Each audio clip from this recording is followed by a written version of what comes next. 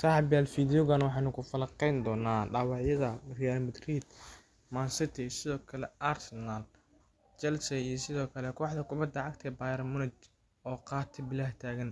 Haddii aan ku bilaawno kooxda kubadda cagta ee Real Madrid, ayaa waxaa la sheegay inay u soo safreen Etihad Stadium iyagoo yimid magaalada Manchester City, waxaana la sheegay inkasta oo markii hore la sheegay inay kooxda la kulantay musiibo dhaawacyo ah, haddana laba ciyaaryahan oo muhiim ah ayaa safarka la galay kooxda: Kylian Mbappe iyo sidoo kale Jude Bellingham.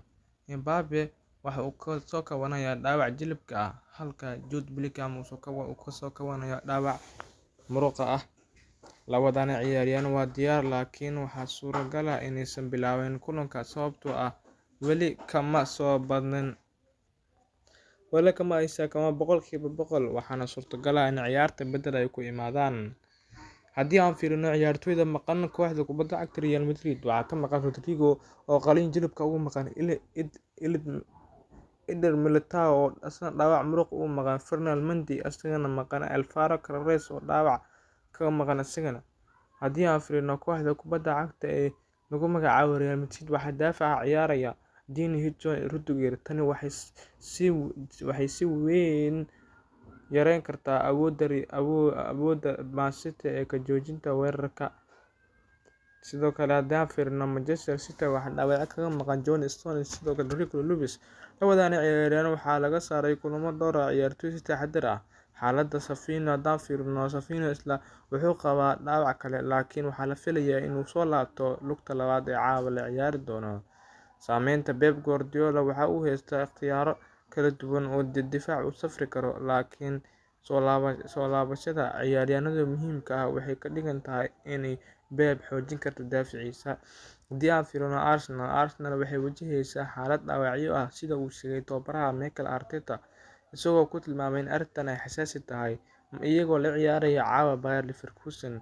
Ciyaartoyda maqan ama shaki kaga jiro waxaa ka mid ah Martin Odegaard oo dhaawaca jilibka kaga maqan, sidoo kale Timber isagana dhaawac ka maqan. Walaaca difaaca ee ay ka qabaan maadaama uu ka maqan yahay baliyarkoodii kubad abuuraha ahaa ee Martin Odegaard. Si kastaba ha ahaatee, booska Timber ayaa la yiri waa la buuxin karaa, balse booska Martin Odegaard miyay buuxin karaan Arsenal ayaa la isweydiinayaa.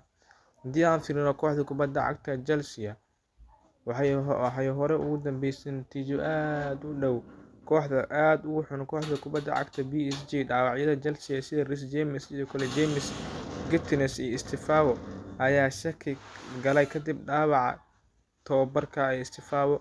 Xaaladda PSG guud ahaan way caafimaad qabaan, kaliya Fabian Ruiz ayaa ka soo haray kooxda, inta kalena waxay joogaan Stamford Bridge.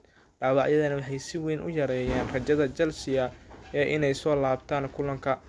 Haddaan fiirino Bayern Munich oo gebi ahaanba afartoodii baliyar ee goolhayaha u ciyaaraysa dhaawacmay, ilaaliyayaasha goolka ee dhaawacmay dhammaantoodna afarta ah waxay kala yihiin Manuel Neuer, Steffen Urjic iyo sidoo kale Ulreich iyo goolhayaha kooxda kale laakiin xalka. Sidaa darteed, waxaa la filayaa in goolhaye 16 jir ah oo akadeemiyadda ka yimid oo lagu magacaabo Laurent Broscott uu sameeyay kulankiisii ugu horeysay kooxda ee ay la ciyaarayaan Atalanta. Kuwani waa dhaawacyada ugu waaweyn ee caawa jira kooxaha ugu waaweyn ee ciyaaraya UEFA Champions League. Saaxiib, waa mahadsantahay haddaad fiidiyoga daawanayso. Hal qof oo subscribe macquul ma saaxiibayaal, haddii 2 qof daawato xitaa 2 subscribe noo saara, waa mahadsantihiin. Niyad dhis ay noo tahay. Hal subscribe macquul ma 11 fiidiyo amarina, waa mahadsantihiin.